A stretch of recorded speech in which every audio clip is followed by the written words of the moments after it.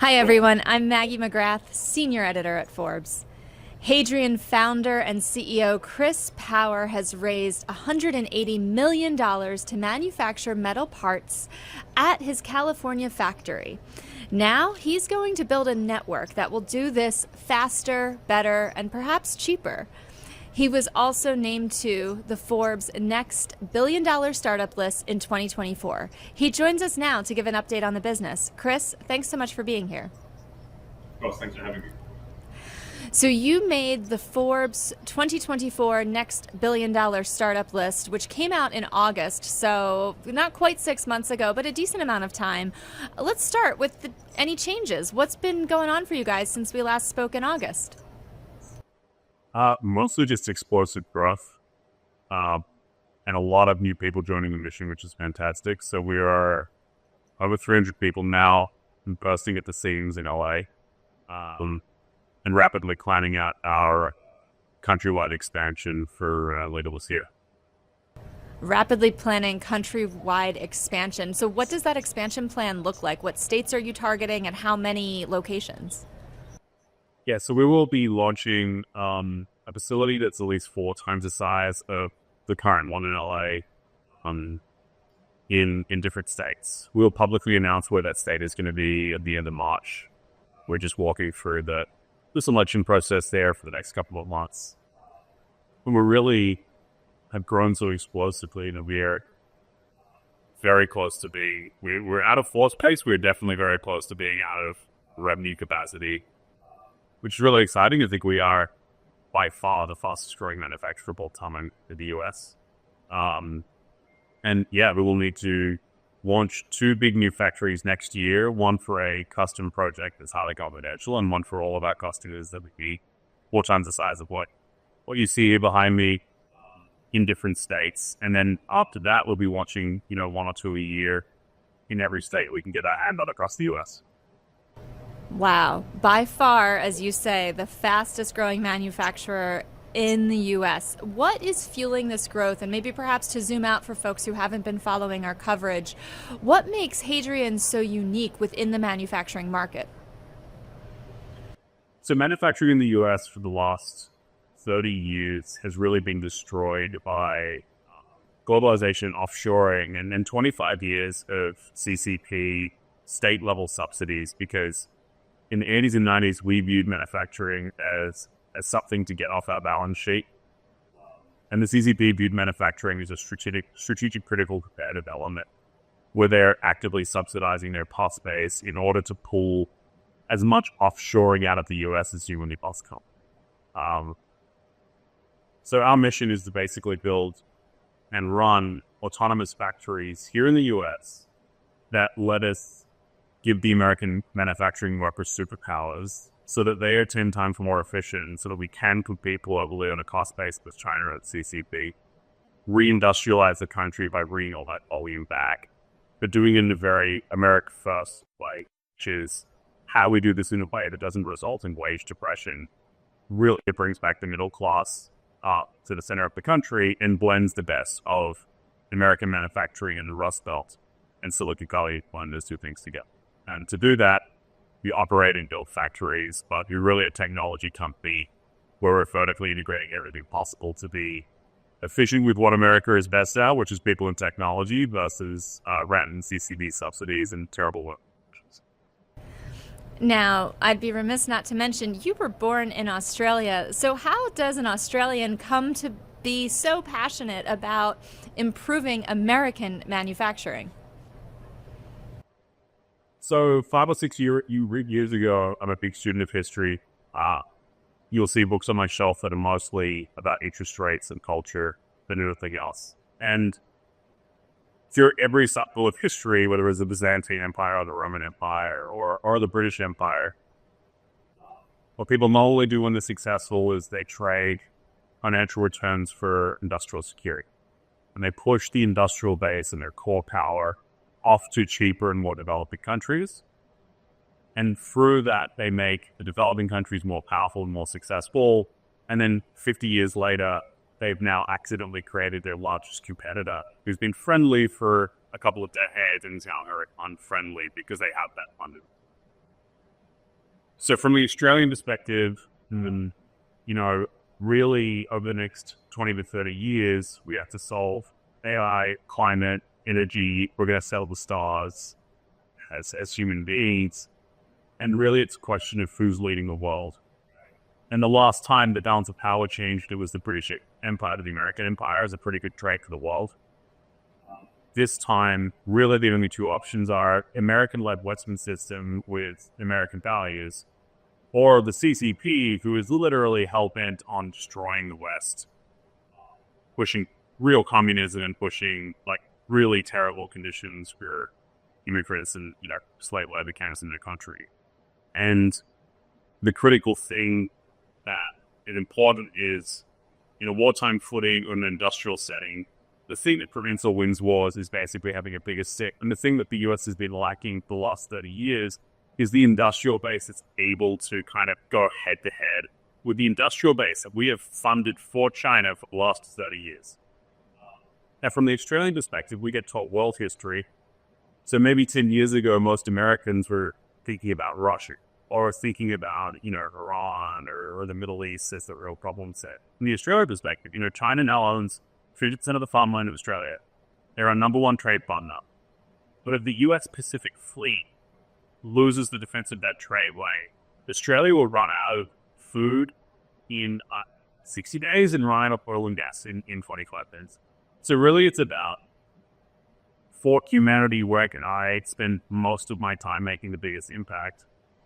And the answer is on revitalization of the US and make sure that we've got the biggest stick possible in order to go head to head with the CCP in the biggest heavyweight fight that we're going to be, which is industrial dominance, such that for the next 50 years, as we settle the stars, tackle the challenges of AI and this whole economy changing, that it is a Western-led system and that we don't end up in a position where we're all speaking Mandarin and have a social credit score on our phones.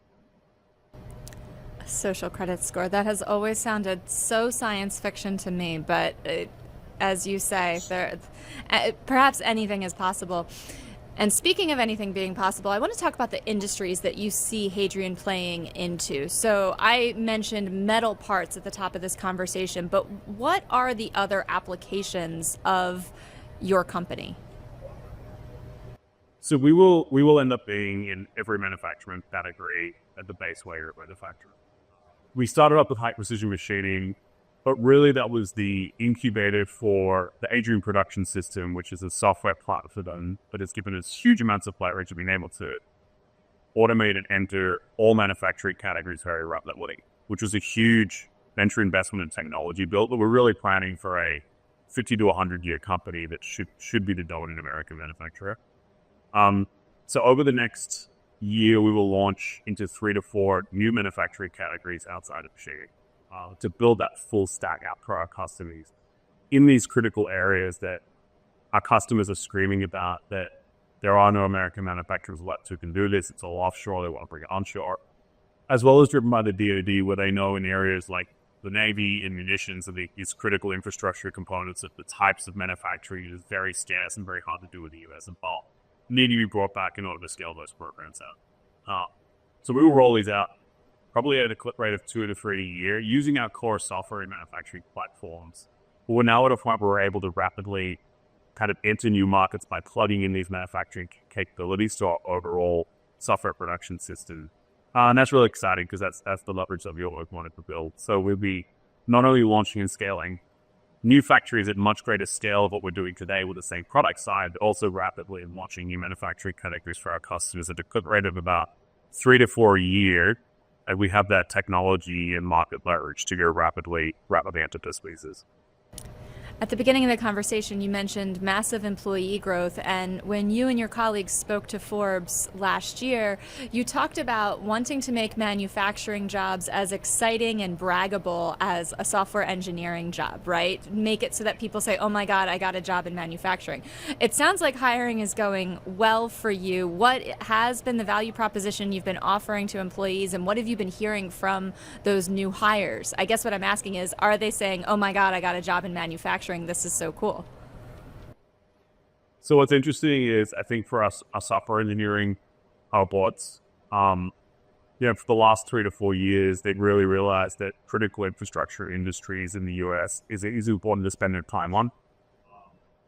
And it's one of the last bastions of real engineering in the US because technology hasn't really entered manufacturing for the last 30 to 40 years, there's real hardcore engineering work to be done here. And the best engineers in the country want to work on the hardest problems.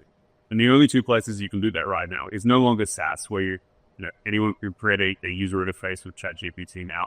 It's really AI and then manufacturing where the hardest problems are to be solved. And certainly in both of those domains is the most mission-oriented, the most credible. For the rest of our workforce, it's really interesting because they'd never set foot inside a factory before, and ours is so far and away above both in efficiency, technology, and working environment and culture that it's kind of like it's not their dad's manufacturing company where it's dark, it's greasy, it's oily, and what we get is a real passion for. They're working on things that are clearly impactful to the U.S. space system, to defense, to industrial in general. And in an environment where the growth opportunities they're getting here to work with software engineers, to work with the best operations leaders in the world, whether they want to end up being a technical expert, a manufacturing leader, people operations, compared to something like a Home Depot or a salad bar, or bringing them into manufacturing, but there's a level of economic opportunity and career growth there at a start that I think most hourly workers have never had access to before, which is really important. And of course, on top of that, like whether you're a top software engineer or a new technician that's 19 years old, that maybe this is your first or second job, everyone has equity in the company. And I think it's very few Silicon Valley companies that actually are economically and culturally bringing those two sides together and giving as much opportunity versus this kind of coastal elitism which has plagued the country for the last 10 to 20 years. And I think that's really important, especially as we scale out to as many states as possible in the U.S. And create jobs across the country and not just on the coast. Now, when we talk about new developments, you are also one of the leaders of a recently launched, I'm going to get this right, New American Industrial Alliance. Can you talk about what this is and what the goals of this coalition are? Yeah, so for forever, there's really been no single party that can talk intelligently to the government about how to counter the CCP in terms of American manufacturing and what needs to be done at the ground floor to actually solve the problem. And to do that, you need to bring together massive legacy manufacturers, the primes. 90% of manufacturing in the US is small businesses that have been really left by the wayside by the government for the better part of 2 decades, as well as the new technology forward entrants. And one, there's never been a body where we're bringing all sides together to really share that knowledge for the benefit of everybody. And secondly, there's never been a hardcore push for reindustrialization by a group that can credibly speak, because we are operators at these companies and represent all 4 sides of that equation, kind of legacy, new, large, small. And, America has always viewed manufacturing as kind of a cost on its balance sheet versus strategic national interest. Now, as we see China rising, or let's talk about reindustrialization, we have munition shortages, we can't make anything in the country anymore. DC is really woken up to, this is a crisis of our own making from the offshoring push within the Abraham Diamonds. And it needs one voice and one player representing all these companies to make these real big macro changes in industrial policy in the US for the benefit of everybody. And that's our goal here, is to make sure that we are taking the message of everyone from the small business to the primes to legacy to new technology starts, or what are the 4 or 5 things that really need to change, so that we are on even playing field with China, who has been using their whole economy to subsidize their manufacturing base to destroy ours for the last 25 years. And we're not going to come asking for, a leg out. We're not going to come asking for an equal. We're going to come asking for an even playing field to these destructive policies that have forced American manufacturers to massively decline. We're giving all our industrial advantage up. So that's the purpose. Really excited to launch our policy petitions in the next month or 2, as well as the administration is building in tariffs and industrial policy of CapEx. How are we going to go through that? What makes sense for everybody? And how can we have a huge united front to make sure that we're all sending the same message and we can actually get something done in the next 2 or 3 years? It's really impactful for the future for the industrial base in this country. That's a really good point. We are speaking in a moment, of course, of presidential administration transition. So what are the opportunities you see? Let's start with the coalition, because that's what we're talking about at this particular junction. What are the opportunities for this manufacturing coalition under the new second Trump administration? And perhaps how is it different than what you would have seen under a Harris administration? It's a really good point. I think because a lot of the administration have grown up in the center of the country, and a lot of them being, the fathers have been manufacturing.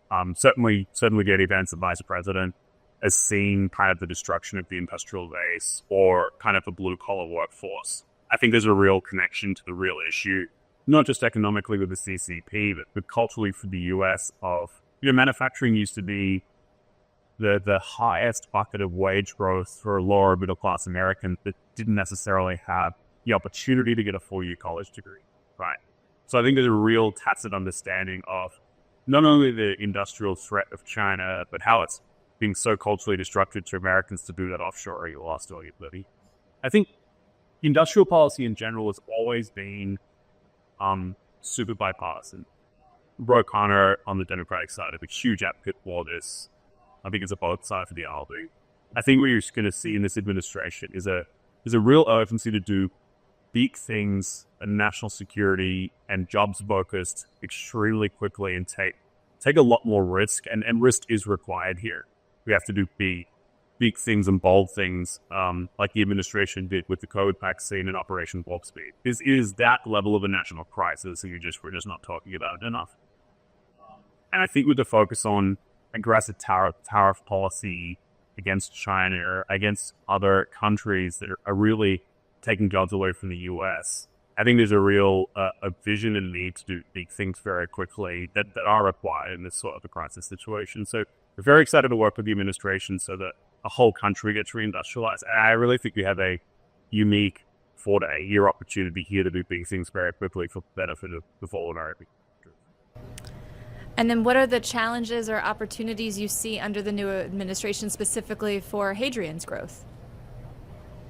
So I think what you see is, if tariff policies are successful and this reindustrialization is successful, all American manufacturers probably still outsource their base level of supply chain spend in core manufacturing offshore because there are cost pressures. So as tariffs come in, what it will force companies to do is make rational economic choices to move more manufacturing back to America. If we level the playing field in that constant. So I think that is a huge opportunity for everybody, is level that playing field out and then create real structured programs to create an even playing field for China so that the volume comes back to America. I mean, we're talking about in aerospace and defense manufacturing, small businesses alone make about $50 billion a year in components that end up into the primes or into the neo primes like a SpaceX or Anduril. The volume that's being offshored is probably 4 or 5 times the size of that. And the cost delta globally is not that bad. It's like 30 or 40%, apart from the CCP subsidies, where it's much lower than that on a cushion. So as these tariffs and policies come in to create that even cost-based playing field, what you should see companies do is choose national security over offshoring, because if the cost is the same, there should be this flood of volume coming back onshore. And what that will create is this enormous capital investment boom, jobs boom, technology boom all across the country as kind of the playing field of globalization and trade policy gets reset. I think it is by far the most exciting thing. I think the second most exciting thing, which is important, is, specifically, I think we are in a crisis situation with preparing for the Davidson window of trying to potentially make a move on Taiwan, which they're getting more and more aggressive about, of cutting undersea cables. And bear in mind that Taiwan is so critically important in the AI race that is really, I think, the focal nexus of this administration. I think that's really important for all of national security. Is we have 2 to 3 years, not 20 years. So yes, we have to incur some risk and maybe make some mistakes along the way. But what are the 2 to 3 operation warp speeds that they can be done today in order to get ahead of that and prepare for that? And I think this administration is very aggressive and willing to do those big moves at a national crisis level that I don't think we've seen in the last week. Chris, I only have 30 seconds left with you, and in those 30 seconds, I would love to know, if we were to speak 1 year from now, what would you hope to be able to report to me about what Hadrian has accomplished in the ensuing year? So I think if we were lucky and we do our jobs correctly, we'll be able to announce some very big impacts that we've had on the shipbuilding rate in the US, which is 250 times behind China, which is extremely scary, especially if we're pivoting to the Pacific. Secondly, we'll hope to be announcing and scaling 2 new facilities in multiple states, and have created several thousand jobs across the country, as well as launched into all these new manufacturing categories. And I think that what are we great to report is that we're far, far down the path of making manufacturing a top-tier job. That I think if you, in your role or my role in the world that we live in, are talking to college students, and at least 1 out of the 10 is excited to get a job in manufacturing for like the national interest, and I think both of us will have done our jobs correctly. So hopefully we get to tell some of those stories next time we chat about it. All right, when we talk in a year, we'll see how many college students have joined manufacturing jobs. But in the meantime, Chris, thank you so much for joining us and giving us these updates. We so appreciate your time. Of course, it was a pleasure. Thanks, chat.